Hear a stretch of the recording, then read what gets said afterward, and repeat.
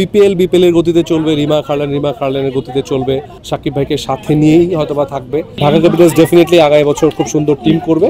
আসলে এটা অনেক বড় একটা ডিসিশনের ব্যাপার। সাকিব ভাই খুব ওতপ্রোতভাবে রিমা খারলানের সাথে কাজ করেছে। সো যেটা শুনেছেন আপনার মতো আমিও শুনেছি। সো এটার সত্যতা এটা সাকিব ভাই নিজেই বলবে, কারণ এটা আসলে ওনার ডিসিশনের ব্যাপার, বা কি হয়েছে না হয়েছে ওটা আদৌ আমি এখনো জানি না। এখন যদি কথাটা সত্য হয় যে তিনি যদি আর রিমা খারলানের সাথে না থাকেন, আমরা জানি যে বিপিএল এর সাথে রিমা খারলানের একটা দল আছে, ঢাকার দলটা আছে, তাহলে কি ঢাকার দলের সাথেও কি সাকিব খান থাকছেন না এরকম কোনো কিছু? না, ওই যে বললাম যে সাকিব খান ভাই থাকছেন কি থাকছেন না এটাই তো এখনো উন্মোচিত হচ্ছে না। অনেক পত্রিকা আমিও দেখেছি। সো এটার সত্যতাটা আসলে সাকিব ভাই নিজেই বলবে।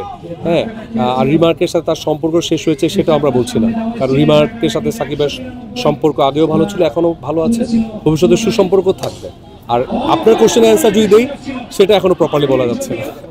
সাকিব খান যদি না থাকে সেক্ষেত্রে আসলে বিপিএল বড় একটা ধাক্কা খাবে কিনা? আসলে এত বড় মেগাস্টার, অনেক বড় একটা ব্র্যান্ড ছিল আপনাদের।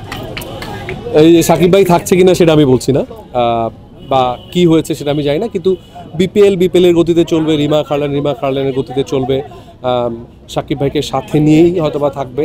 বা কি হবে না হবে এটা আরও স্পষ্ট, সেটা আমার এখতিয়ারে নেই, কারণ আমি আসলে কারো পার্সোনাল ডিসিশনের কথা বলার দায়িত্ব বা অধিকার আমার নেই।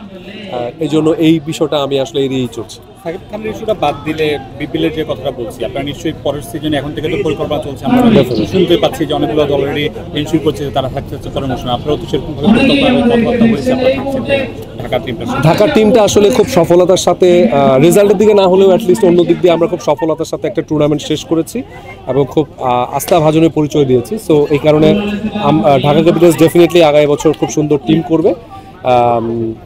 আশা করছি ভালো কিছু দিকে এগিয়ে যাচ্ছে এখন থেকে। Thank you. আমি নিজেও কিন্তু ছোটোবেলায় অনেক টেপ টেনিস দিয়ে ক্রিকেট খেলেছি, অনেক মেমোরিজ মনে আছে আমার। আর সবচেয়ে বড় কথা হচ্ছে যে ক্রিকেটটা এখন শুধু বিনোদন না, কর্পোরেট জগতেও চলে যাচ্ছে। সো বিহা, আমরা রিমা খারলান, আমরা আমাদের টাইটেল স্পন্সর লিলি, অরিক্স, তারা স্পন্সর করেছে। আমরা আগেও বলেছি যে খেলাধুলার সব কিছুর সাথেই রিমা খারলান থাকবে। সো সেই সুবাদে বড় করে একটা লঞ্চিং প্রোগ্রামও হয়েছিল, ট্রফি আমরা ওপেনিং করেছিলাম এই শেরাটন হোটেলে। এবং আমার মনে হয় যে টেপ টেনিসে যে খেলাটা হচ্ছে, কারণ এখানে অনেকেই প্রফেশনাল না, তারপর টেপ টেনিসে যেটা হচ্ছে অনেক সুন্দর একটা টুর্নামেন্ট হয়েছে শুরু থেকে শেষ পর্যন্ত, এবং সেটা খুব উপভোগ্য হয়েছে। এবং আজকে ফাইনাল ম্যাচে এসে দেখলাম যে খুব জমজমার একটা লড়াই হচ্ছে।